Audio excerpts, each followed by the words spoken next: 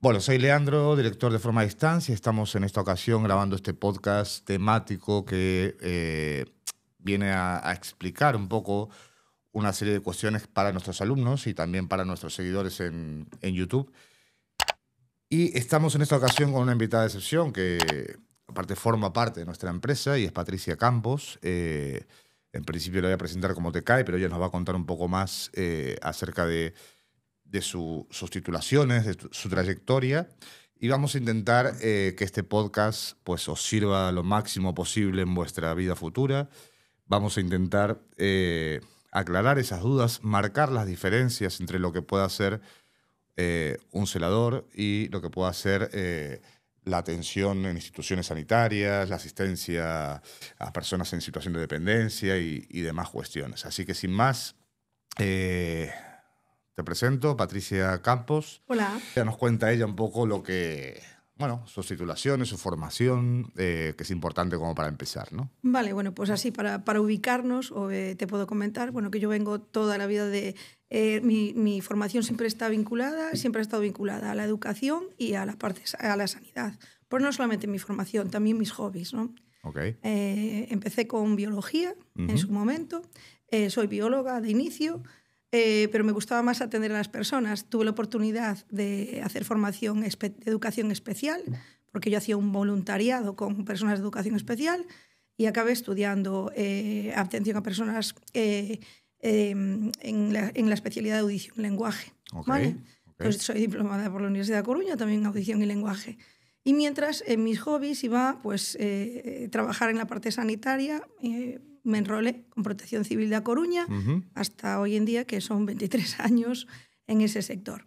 Me gustó tanto la parte sanitaria, ¿vale? Me gustó tanto la parte sanitaria que decidí que tenía que fusionar la parte educativa con la parte sanitaria y me hice el técnico en cuidados auxiliares de enfermería. Vale. Acabaste con los papeles de las universidades. No, quedan muchos más. Sí que es cierto que es una persona que tiene inquietud de aprender y que me gusta fusionar las cosas que hago. Entonces, bueno, pues tuve la oportunidad de sacarme docencia de formación para el empleo y empezar a trabajar con personas tanto en la parte sanitaria como en la parte educativa. Así que fusiono cuando puedo la parte educativa como tutora, formadora. También en la parte sanitaria pasé por hospital, por centro residencial de mayores, por instituciones varias, ¿vale?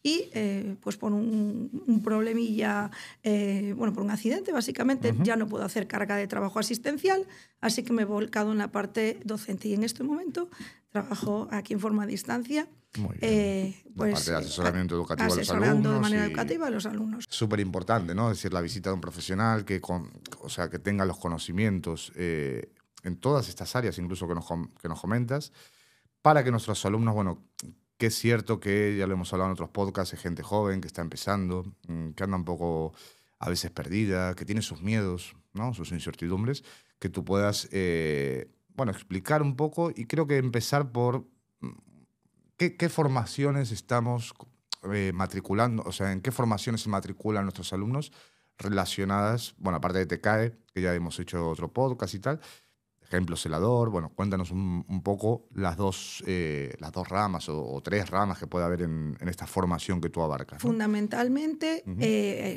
auxiliar de enfermería, ya lo habéis comentado, pero otro puntal básico es sin duda atención a personas en situación de dependencia y celador, porque aunque parecen lo mismo, sí que es cierto que están vinculadas al ámbito sanitario, pero tienen sus matices. Entonces, en este caso, más próximo a la parte atencional está la parte de atención sociosanitaria, personas en situación de dependencia, que tiene como matiz diferenciador básicamente del auxiliar de enfermería, las labores fundamentales son exactamente las mismas, pero donde el auxiliar de enfermería atiende a todo tipo de personas, ¿vale? Pacientes, usuarios, independientemente de la edad, y del estado en el que se encuentre. Atención sociosanitaria atiende a todo tipo de personas, pero que tienen tipificada una situación de dependencia que abarca del 33% al 100% de incapacidad. Es decir, tienen una incapacidad reconocida, ¿vale? Tras los estudios oportunos. Entonces, ese 33%, ese 100%, lo que va a hacer es que una persona pase de tener una necesidad de un apoyo asistencial, pues porque por situaciones diferentes empieza a tener dificultades funcionales y empieza a degradarse, a deteriorarse en sus funciones. Entonces, puede ser que tengas que apoyarle en sus actividades básicas de la vida diaria, porque se empieza a olvidar de cómo se tiene que lavar los dientes, de cómo atarse un calzado, cómo ponerse la ropa, ¿vale? O que el deterioro vaya creciendo hasta que todas las actividades básicas de la vida diaria no las pueda realizar por sí mismo o por sí misma y haya que sustituírselas. Es decir, que sea el profesional el que tenga que hacerle absolutamente todo. En ese margen, pues lógicamente cuando empieza una situación de dependencia, por desgracia, es una cuestión de tiempo el que no se va a parar. Siempre va a ir increciendo, siempre va a ir a más. Entonces, claro, es un proceso de adaptación tanto para el paciente como para sus familias, como para el profesional y para el equipo de profesionales. Ya llegaremos a esa parte, pero digamos que la principal diferencia, ¿no?, para nuestros alumnos que están pensando en formarse, digamos, para marcarla claramente, es que aquella persona de atención a personas en situación de dependencia, digamos que es para aquella gente que tiene una incapacidad a partir del 33%. Sí. Sí, un 33%. Y lo que es el celador, digamos, en instituciones sanitarias, digamos que es un cuidador, ¿no? Es como que puede abarcar incluso el celador la otra función también, ¿o está prohibido? No. Cuenta eso un poco. A ver, la diferencia fundamental es que auxiliar de enfermería y atención sociosanitaria son considerados personal sanitario. El celador está considerado personal no sanitario. Realmente se considera un cuidador. No, está dentro del sector de servicios generales y gestiones. ¿Vale? Entonces, personal no sanitario, aunque esté dentro del ámbito sanitario. Realiza otras funciones importantísimas de apoyo, no solamente con el paciente, sino con las familias y dentro del propio sector sanitario. Es decir, todos en la cabeza tenemos al celador que tú estás haciendo... que empuja la silla de ruedas o que lleva la cama a quirófano. Pero hay mucho más que eso. Pero hay muchas cosas más, porque esta persona, además, es el vehículo de comunicación entre los distintos sectores de un centro hospitalario, de un centro o de una institución. Siempre va con la persona, pero si os fijáis, siempre lleva un sobre, una documentación, que traslada esa documentación desde el lugar de origen del paciente al de destino. Y al revés, de donde ha ido a hacer la prueba, de vuelta de retorno al punto de origen, al profesional que le ha enviado a hacer esa prueba.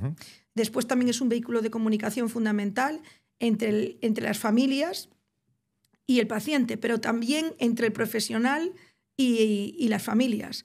Es que hace muchísimas más funciones. Luego, o sea que, digamos, a ver, para englobarlo, es un poco hombre-orquesta, ¿no? El celador al final absolutamente de todo, y es pieza fundamental. Es una pieza fundamental. Incluso me atrevería a decir, bueno, seguramente ahí lo puedas explicarnos tú, que es un puesto donde se adquiere muchísima experiencia, ¿no?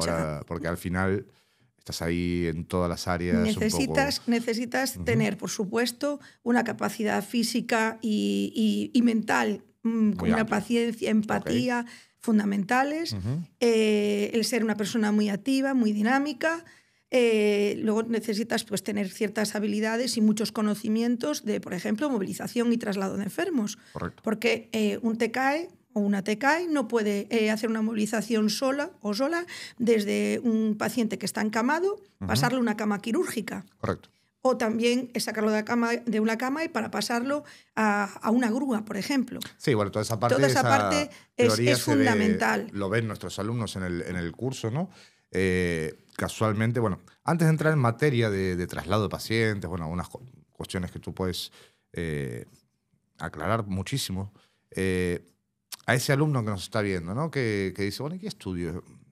Cuidado de personas en situación de dependencia, estudio celador... estudio un TCAE, que aunque ya hicimos un podcast específico de TCAE, tú desde la experiencia, desde bueno, tus años en el sector, que habrás pasado muchas experiencias y anécdotas. ¿Qué aconsejarías? Es decir, ¿en qué se deben fijar a la hora de elegir una formación, de elegir otra? Si fuese una amiga tuya, un hijo, un sobrino. Bueno, pues desde mi punto de vista, el sanitario no se hace, nace. ¿Vale? Okay. Es algo que te tiene que gustar. Y eso te das cuenta de si te gusta, pues, te gusta cuidar a las personas mayores, tienes esa debilidad o esa empatía, que te gusta atenderlos, comprenderlos, escucharlos. Si te gusta atender a las personas de verdad... Vocacional. Tiene que ser vocacional. Okay. Porque si no es vocacional, no aguantas. No aguantas y es que lo dejas en nada. Okay. Te das cuenta. Porque, claro, en el papel es todo muy bonito, pero es que luego está la realidad. Y cada paciente, cada usuario, cada familia tiene una vida detrás y un motivo por el que les lleva a estar en la situación en la que se encuentran. No solamente cualquiera de estos tres profesionales se dedica a atender al paciente, es que es mucho más. Cuando las familias no están, el paciente se queda solo y tanto que seas el celador en el momento que le trasladas desde un servicio de urgencias a una prueba, estás solo. Eres tú la persona que tiene referencia, tiene sus miedos, si se puede comunicar y si no se puede comunicar, hay que atenderlo con mucha delicadeza y demás. Pero también en el caso de atención sociosanitaria, poneros en situación de una persona que está en un centro residencial, que es consciente todavía que ha perdido su funcionalidad y que ha ido demacrándose. El tratar de respetar como a su persona, su dignidad, el que la persona ve como perdiendo su dignidad en algo tan sencillo que pase por un hospital y que de pronto se vea que tiene una necesidad de utilizar un pañal o que lleve colgando una bolsa. Una vía, un suero, ejemplo, estos que van un ahí. Suero o de repente una bolsa de colostomía. Entonces, o sea, que como consejo, digamos, al alumno es tiene priorizar que la parte vocacional, ¿no? La vocacional. parte de la atención a personas en situación de dependencia.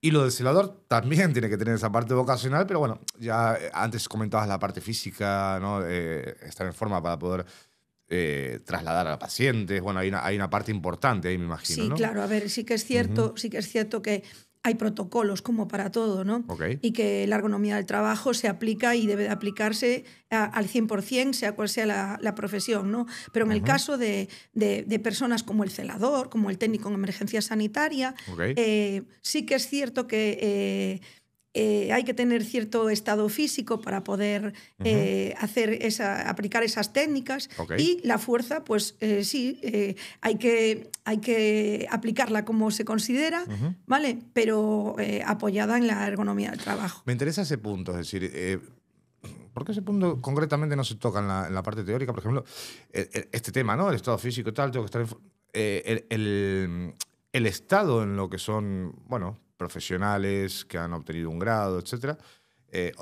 ¿aporta algo en esa materia o es el propio profesional quien tiene que, oye, me tengo que ir al gimnasio y buscarme la vida para estar en forma o...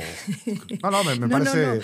Ojalá, pero no. Cada uno tiene que saber en el estado en que se encuentra. No hay ningún aporte, ningún control siquiera a la hora de, oye, ya se han graduado y luego no hay un control de decir, oye, a ver, esta persona si está... Igual que un policía, un bombero, en Guardia Civil, tienen que estar, tienen una serie de pruebas y tienen que tener un mantenimiento de alguna manera. Pero sin embargo, creo que en Policía y Guardia Civil sí que tienen sus controles periódicos. Correcto. Pero en este caso... sin embargo, en el caso del sector sanitario, no.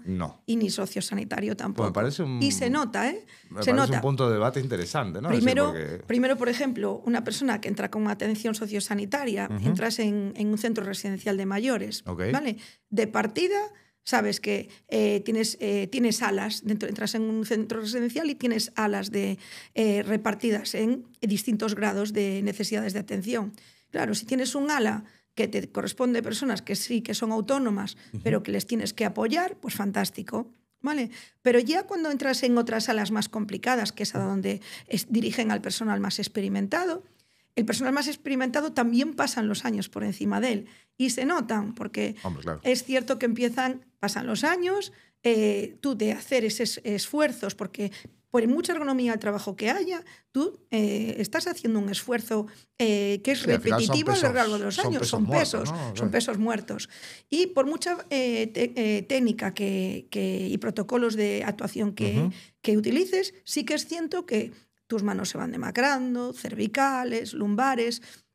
Entonces hay que estar preparado y ser conscientes de hasta dónde uno puede. Quiero decir, tú llevas trabajando X años como persona dependiente al 100% y llega un momento en que te tienen que reubicar cuando tú lo solicitas a un ala en el que el esfuerzo que requiera sea menor, que si no acabas contigo. ¿Y cómo está sobre todo el sector privado, ¿no? Es decir, digamos las instituciones privadas, digamos residencias, etcétera, ¿tienen bien separado ese personal del que estamos hablando? Es decir, el celador por un lado, la atención social a esas personas con discapacidad por el otro.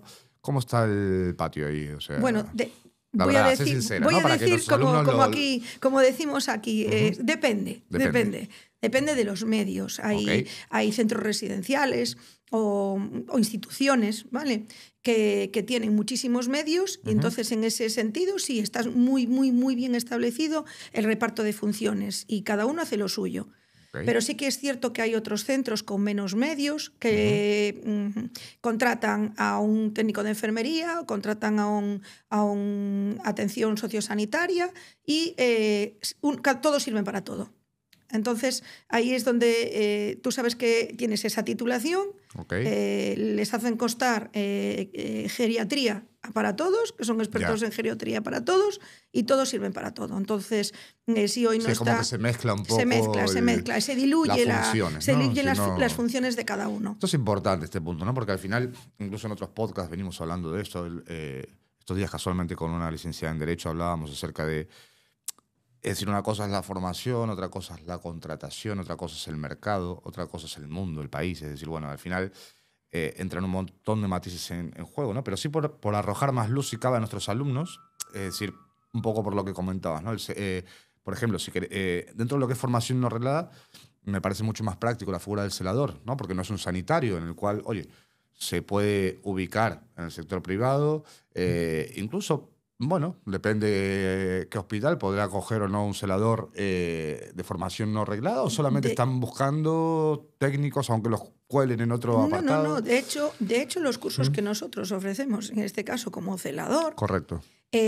Celador no pertenece a la rama del Ministerio de Educación. Correcto. Entonces, es como el caso del auxiliar veterinario. Correcto. Punto. Está ahí... Entonces, es una profesión que pertenece al catálogo formativo del Ministerio de Trabajo y Economía Social. Se acabó. Entonces, tú tienes la formación de celador. Mañana salen en tu ciudad, en tu comunidad, salen unas oposiciones de celador.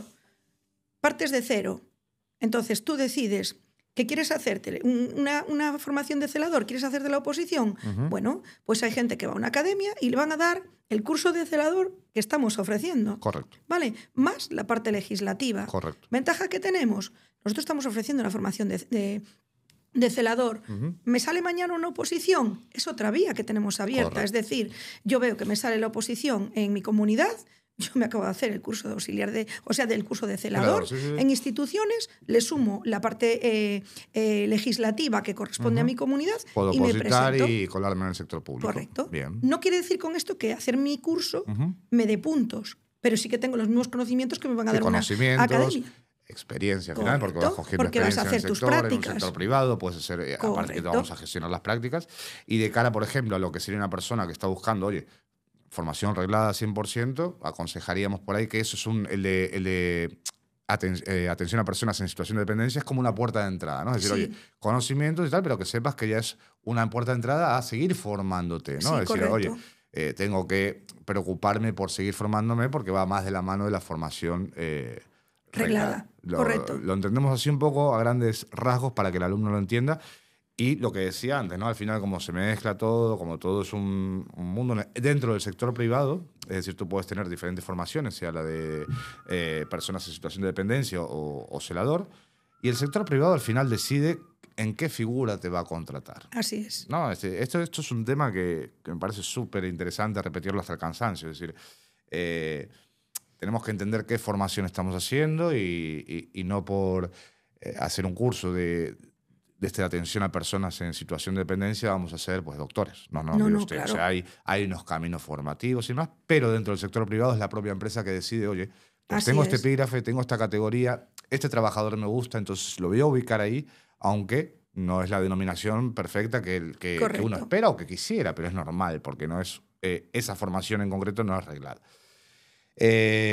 Avancemos, es decir, ese alumno, ¿no? Que, oye, pues hizo la teoría, llega a las prácticas, todo fantástico, pero de pronto le sale trabajo, ¿no? Y dice, ¿cómo es ese primer día, ese enfrentarse, ¿no? Haz una retrospección, porque al final, claro, tú te ríes porque ya tienes experiencia, ¿no? Pero lo hemos pasado, bueno, tú en ese sector, yo en otros, pero al final el primer día es terrible, ¿no? Es terrible, todo el mundo. Es inolvidable. Inolvidable. Pero bueno, voy a decirte que es inolvidable cada vez que comienzas en una institución, ¿eh?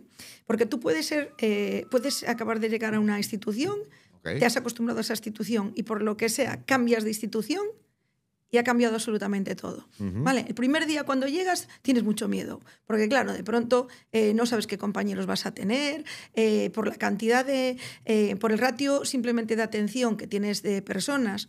Hay veces que te ponen con una compañera veterana para que te vaya ayudando a formar. Eso sí, hay medios y según la cantidad de usuarios que haya. Suelen tocarte 10, 15 personas para atender en un corto espacio de tiempo. Entonces, habitualmente, por fortuna, vas con una persona que ya está experimentada y que te va a ir dando los tips necesarios para que le acompañes y que vayas ayudándole, ¿no? Y cada vez te va a ir retirando su ayuda hasta que en un momento dado del día, al final del día, te dice... Solo. Ya viste cómo hemos hecho a 5 personas, ¿no? Pues en este ala, la habitación tal y la habitación tal son para ti. Si tienes algo, pídeme ayuda. Bien. ¿Vale? Eso es terrorífico. Ya. Pero también es apasionante cuando te das cuenta de que al hacer es cuando te saltan las dudas de, caray, pues yo sabía poner un pañal cuando la persona estaba acostada, pero caray, ahora la persona está de pie. Ya. Es complicado, no es un niño. No tiene el volumen de un niño. Es una situación complicada, ¿no?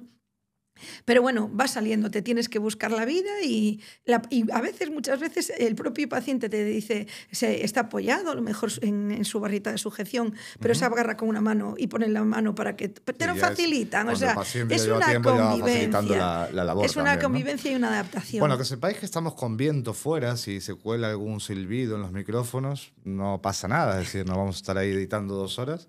Pero no creo que se cuele porque están preparados los micrófonos, pero bueno, si escuchás ahí un silbido es que hay un temporal importante, estamos grabando en La Coruña y hoy el día se las trae.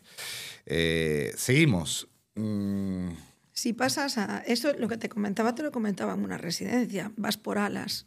¿Vale? Lo que te decía, pasas de alas de menor grado de dependencia al mayor. Entonces, ahí te van pasando en función... Claro, recién llegas, no te pasan a un ala de personas absolutamente dependientes, porque si no, vamos, sería un ejemplo claro, por ejemplo, ¿no? Es decir, un ala de un hospital donde hay pacientes que están muy malitos y demás...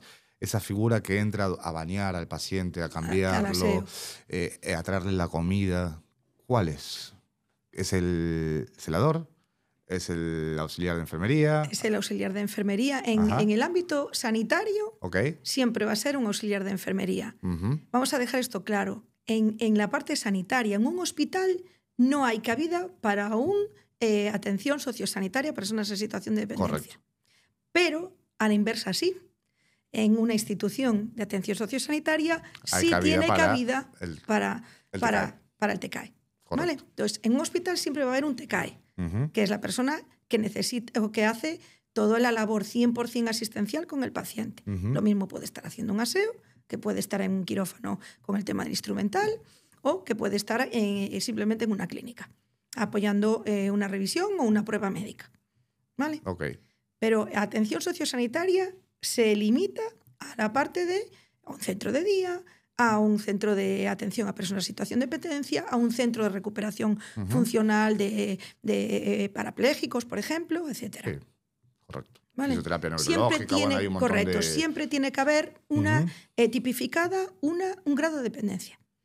Correcto. Así es. Bueno, luego hay centros como los centros atencionales de personas pues, con síndrome de Down, como tenemos diversas instituciones, fundaciones de todo tipo, centros Sí, de... el espectro es muy amplio. Vamos, claro, hay de todo, vas por o la sea, calle y ves los típicos transportes de personas en situación de dependencia, de apoyo familiar, de familias de personas de Alzheimer o con ELA.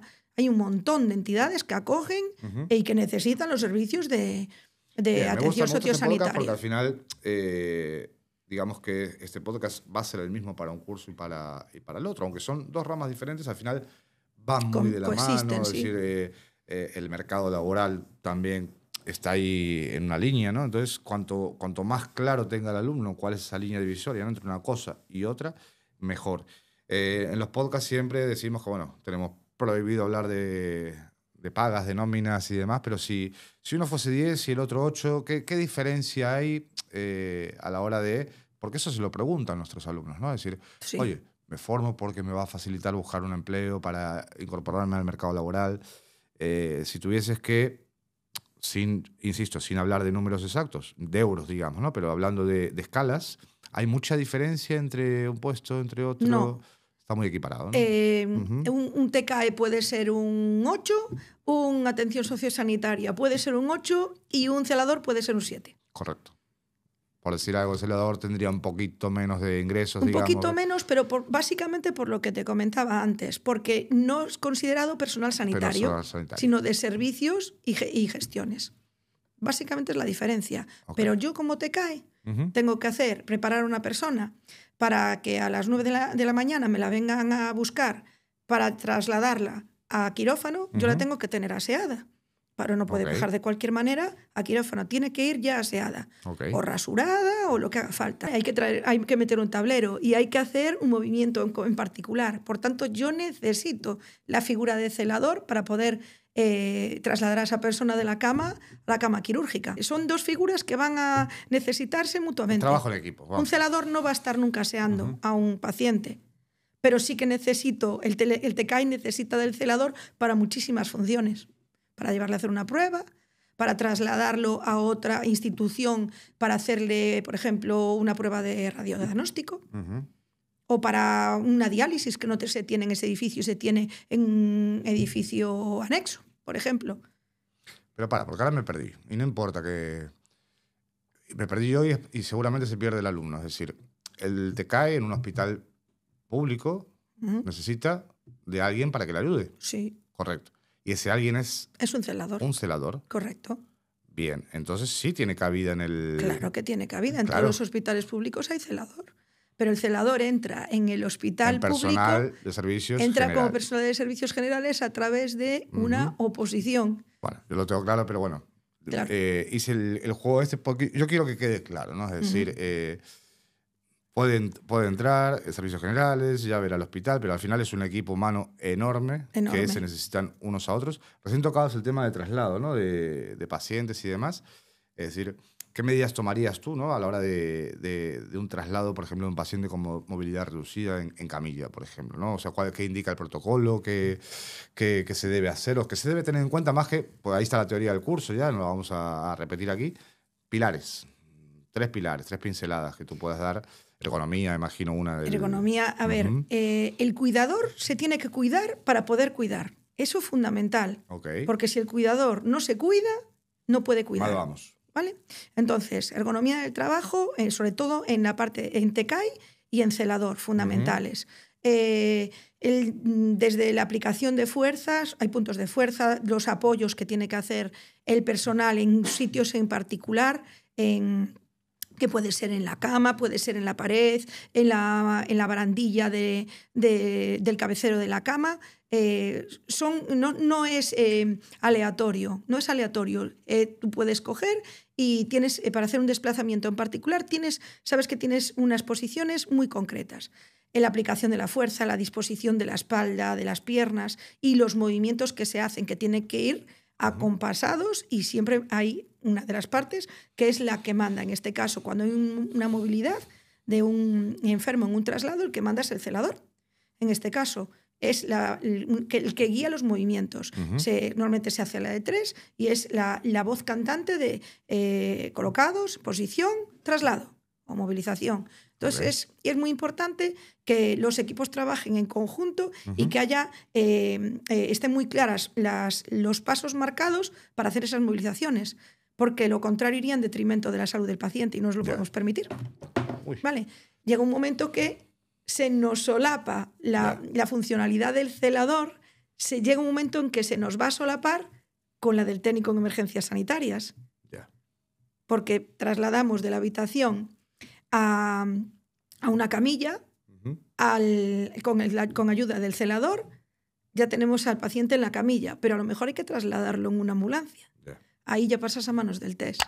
Entonces está todo súper relacionado. Es bonito porque es un equipazo al final. Y se mezcla mucho y hay confusiones. Esto lo hacía. Sí, eso también pasa. Pues, por ejemplo, entre celadores y TES, el celador está dentro del hospital y está dentro de su sitio, ¿no? Entonces el celador manda.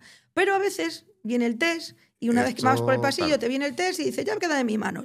Dentro del hospital todavía, o dentro de la institución todavía es mi responsabilidad. No vaya a ser que haya... ¿Y hay piques ahí a la hora de...? Bueno, todos se conocen, pero sí, sentido, ¿no? pique buen sentido. Tú de la puerta para allá. Sí, yo no me meto en tu ambulancia, tú no te metas en mi terreno. Correcto. No, creo que es bueno, ¿no? Al final que cada uno ocupe su lugar, porque yo, sin ser profesional del sector, intuyo que tiende mucho a mezclarse las labores, ¿no? Sí, hay que tener muy claro y muy limitados hasta donde llegan que lo están muy bien delimitadas, pero claro, después en la realidad se diluyen. ¿Pero por qué se suelen diluir? Porque a lo mejor en ese momento pues hay falta de personal, o el personal está en otras funciones, pero a esta persona hay que bajarla hasta ahora a quirófano, entonces el celador no está, pero a lo mejor me tiene que venir a ayudar, pues acabo de pasar por el pasillo un test, échame una mano aquí que tiene que bajar para quirófano y lo están esperando ya. Bien, entonces... y a nivel... autónomo, digamos, ¿no? Ese alumno que dice, oye, ¿y tengo alguna opción de trabajar de forma autónoma el día de mañana, sea en celador o en personas con situación de dependencia? Sin duda. Cuéntale un poco a la gente ahí, o sea, más allá de esa clínica, que a ver si me contrato una clínica o ver si hago la oposición para... ¿Qué opciones hay ahí? O sea, bueno, pues mira, auxiliar de enfermería. O sea, el TECAE o auxiliar de enfermería. La atención a personas en situación de dependencia, yo lo voy a decir, igual suena, igual no sé. No, estamos pero, para hablar de vamos, todo. O sea, el que está sin trabajar en ese sector es porque quiere. Porque hay una necesidad. Y fuera de las instituciones marcadas, hay domicilios a montón. ¿Vale? Y todos tenemos una persona que por nuestra situación de vida siempre tenemos a alguien que nuestros mayores o de pronto, pues por lo que sea, una persona se encontró en una situación que necesita una ayuda porque se ha caído y ha roto una cadera y necesito atenderle, pero es que tengo que ir a trabajar. ¿Quién me lo viene a ayudar? Como no es una persona con una situación de dependencia, no vienen las instituciones a casa a atendérmelo. ¿Y ahí cómo está la ley? ¿Reglada, no reglada? Pues imagínate, ¿no? Yo soy una persona que va a un curso de atención a personas en situación de dependencia, curso no reglado, y de pronto, oye, pues quiero trabajar de forma independiente cuidando personas mayores. ¿Qué haces autónomo? Correcto. Consejo, pero consejo a cumplir al 100%. No se hace, ¿eh? No se hace, pero vamos, yo sí voy a trabajar en domicilios y he decidido que mi jefa soy yo y que yo decido si me llaman y yo decido si puedo meter a un aseo de 9 a 10. A las 10:30 estoy en la calle de al lado porque hay un señor que tengo que ayudarle a mudarse. Pero digamos que entonces a nivel formación reglada o no reglada, el Estado no entra ahí. Es decir, tú eres autónomo, tienes tu profesión. Yo tengo mi curso de atención a personas en situación de dependencia. Ni siquiera soy grado medio. Correcto, sí, ¿vale? es un curso. Pero yo soy autónoma y tengo actitud, pilas, ganas, pues me monto mi pequeña empresa de... Y me interesa. ¿Por qué? Porque lo que yo soy autónoma, pero es que a mí esa persona me contratan. O me contratan, o soy autónoma o me contratan. Lo que yo necesito es tener un seguro que me respalde, porque si a mí, por la situación que sea, me cae la persona o esa persona se cae. Sí, un seguro de responsabilidad de accidentes y civil. O sea, me imagino los dos, ¿no? Tendrá que tener los dos, seguramente. Los dos. ¿Y ahí cómo está? Ahí sí que me voy a meter en euros. Ahí sí.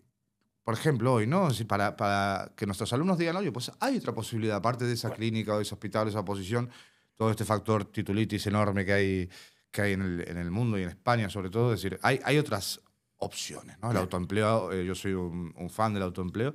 Entonces ahí, por ejemplo, si tuvieses que arriesgar, decir, oye, una persona mayor que necesita a alguien que le cuide, ¿no? Que estamos cansados de ver todos en Madrid, en Colonia, en Barcelona, gente que va pues llevando a un señor mayor en silla de ruedas o acompañándole a la compra, etcétera. Y, bueno, se nota claramente que es la cuidadora y tal, ¿no?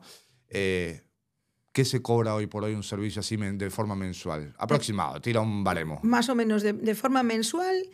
Si hacemos las cosas bien, si los familiares de la persona a cuidar hacen las cosas como tiene que hacerlas, con un contrato, estoy hablando, está pagando alrededor al mes de unos 1.000, 1.200 euros. ¿Solo por esa persona? Por esa persona. Eso en el caso que sean 8 horas, o sea, que tuvieras que dedicarle una jornada completa. Vamos a ver, ¿no? Voy a hablar así en números muy redondos. Una persona que lo haga bien para que atiendan a su persona como corresponde, no debería de pagar menos de 10 euros la hora. Bien. ¿Vale? ¿Qué pasa? Que luego pues los hijos, las familias, pues... Pero ahí estás hablando de contrato laboral. Sí, estoy hablando de un contrato laboral. No, vamos al otro ejemplo que me interesaba más. Es decir, yo me hago mi curso, me hago autónomo. Vale. No, nadie me contrata porque, oye, no estoy teniendo suerte. Entonces digo, pues me monto en mi casa, mi pequeño despacho, hago publicidad, hago marketing y consigo, pues, imagínate, 2, 3 personas que necesiten de ese cuidado. Personas en situación de dependencia, puedo coger 2 de esas y puedo tener una persona que es mayor pero que no tiene dependencia, a lo mejor que no está reconocida, aunque la pueda tener cierta dependencia a un cuidador. Entonces me organizo mi día en, oye, pues... Esta persona la tengo que atender de 10 a 2 de la tarde, luego de 4 a 5 a otro y de 6 Básicamente estás cobrando aproximadamente 10 euros la hora. Por medios de 10 euros la hora no te va a atender nadie. ¿No?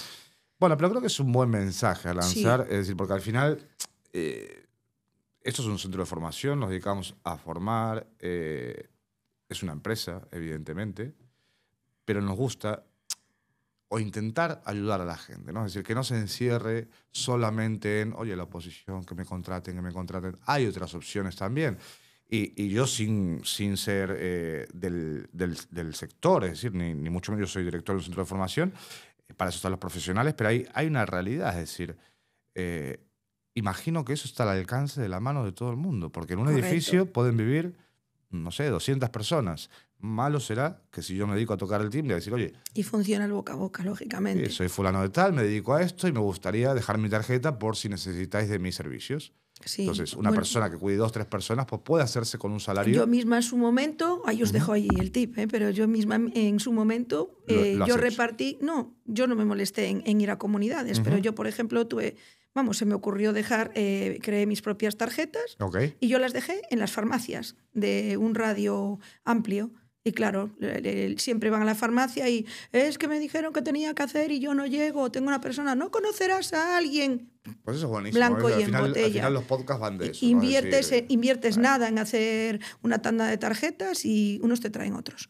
Luego, sabes que sí, que es un tema con cierta temporalidad. Justo. Sí, tiene cierta temporalidad, pues porque sabes con personas que, o por un hecho puntual, como pues una rotura de una cadera, por ejemplo, ¿vale? Pues sabes que vas a estar el tiempo que necesita y ya está.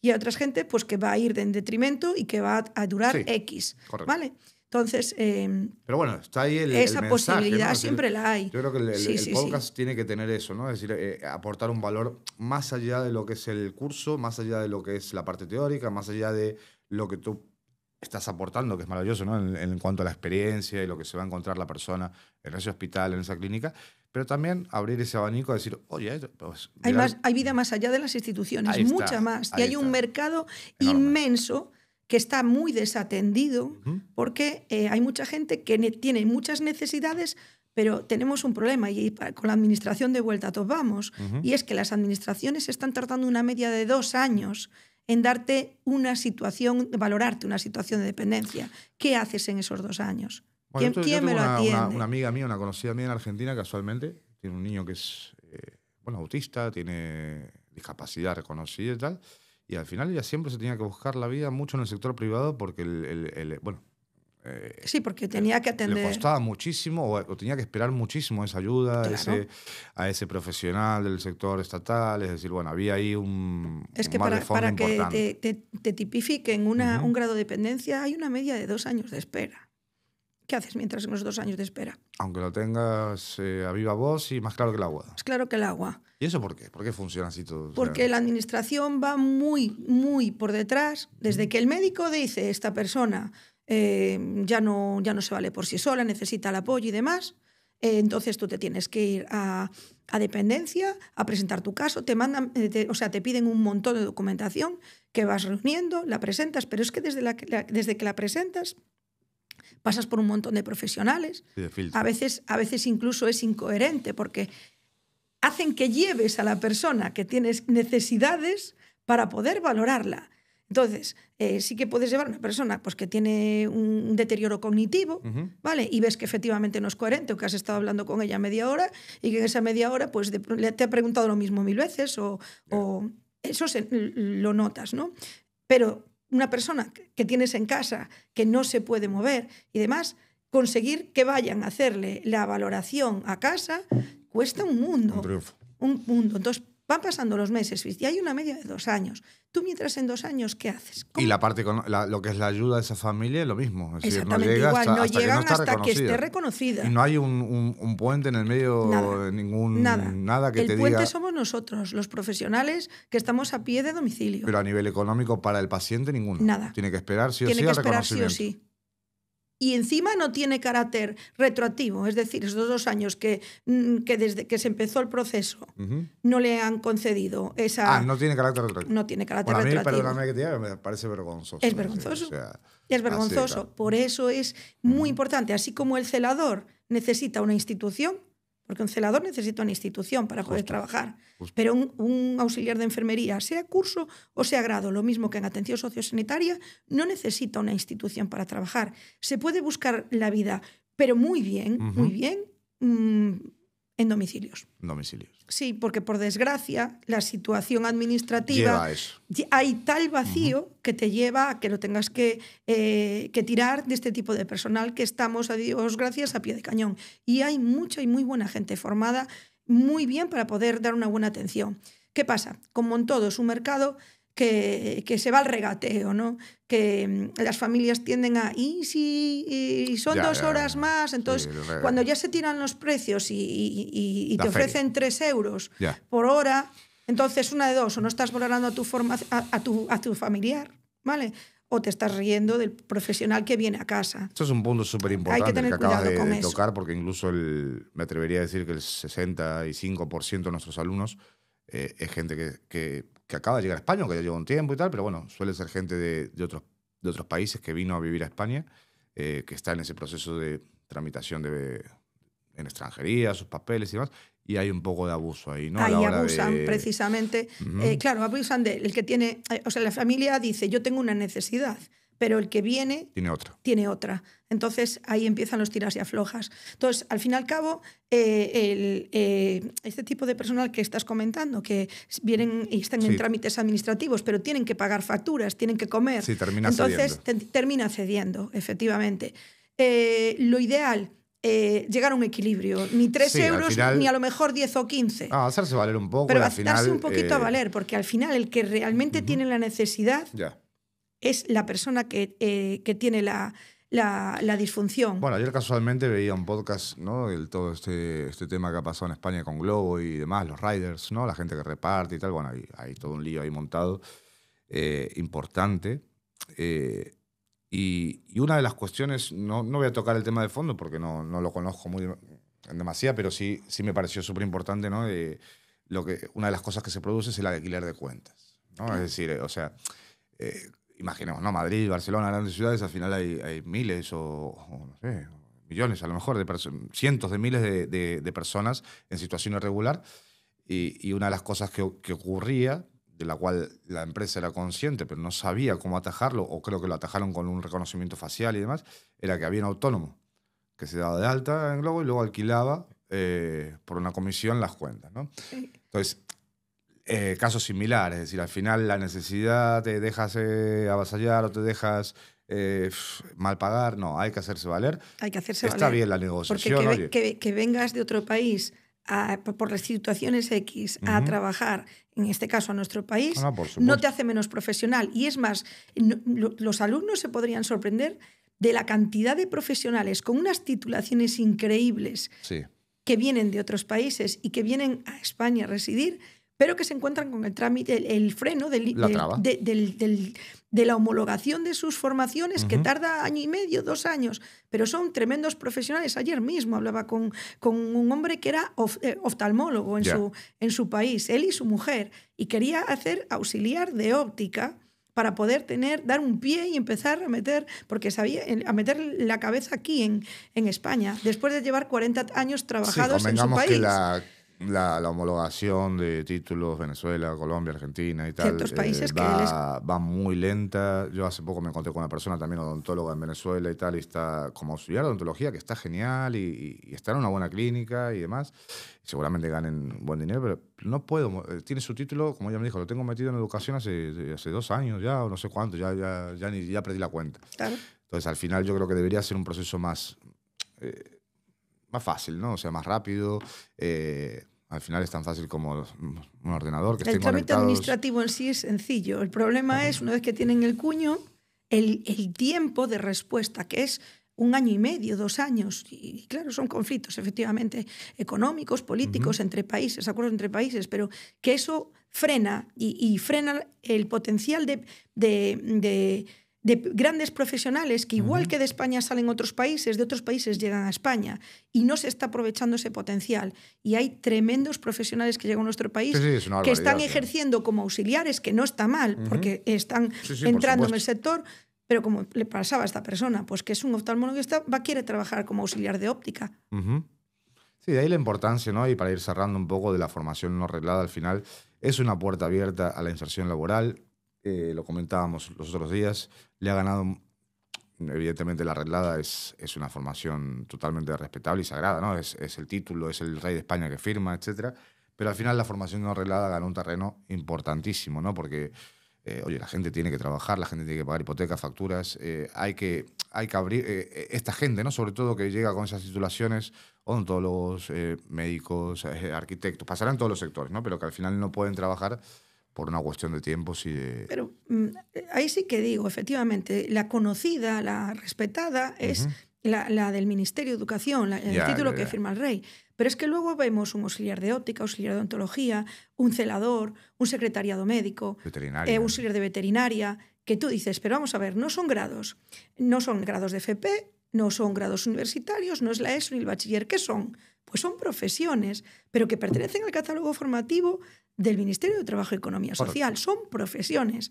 Y eso es lo que tratamos de formar, profesionales, y abrirles un poquito cuando nos llaman, explicarles que no todo es el Ministerio de Educación, que no todo está perdido porque no tengas tu formación homologada. Sí, hay otro camino. Es un tema educacional. Hay ¿no? otro camino, un camino amplísimo. España es muy... Yo llevo 25 años aquí, pero al final es un país donde el concepto titulitis, ¿no? Es decir, cuánto...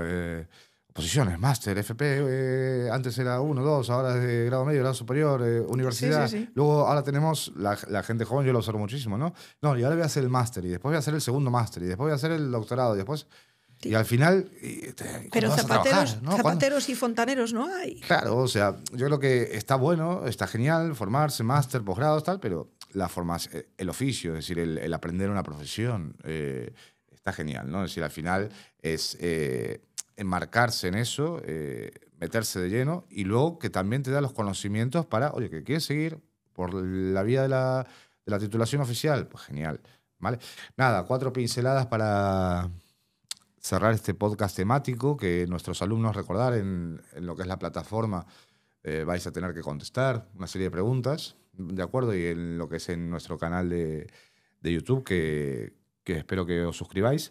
Lo tenéis en abierto, ¿vale? Esa es la diferencia un poco, porque esto al final es una formación transversal en la cual, ponemos como un valor añadido a nuestros alumnos que realmente, pues, me atrevería a decir que muchos centros de formación, teoría, no, nosotros queremos ir más allá, queremos que escuchéis a una profesional como Patricia, aportando ese granito de arena, esa luz que necesitáis a la hora de formaros y de empezar vuestra trayectoria.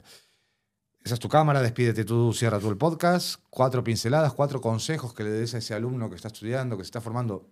Evidentemente este podcast da para otra hora larga. Para mucho más. O muchas horas más, Pero bueno, se trata de un podcast temático, pinceladas, cosas, ítems que le marques a esa persona que está en esa fase. Vale, mi consejo que es formarse siempre y con continuidad, no estancarse nunca, porque el mundo gira y avanza y con ello los protocolos de actuación.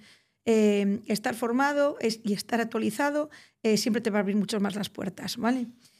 Por otro lado, haz siempre lo que quieras hacer, pero que lo que hagas seas bueno en ello. Y para eso tienes que ser un profesional y para serlo, haz lo que quieras hacer y lo que te guste, porque con eso tienes el 90% del trabajo hecho. Así que adelante con lo que quieras hacer, siempre tienes alternativas, no te pongas límites, porque no los hay nunca a nivel formativo.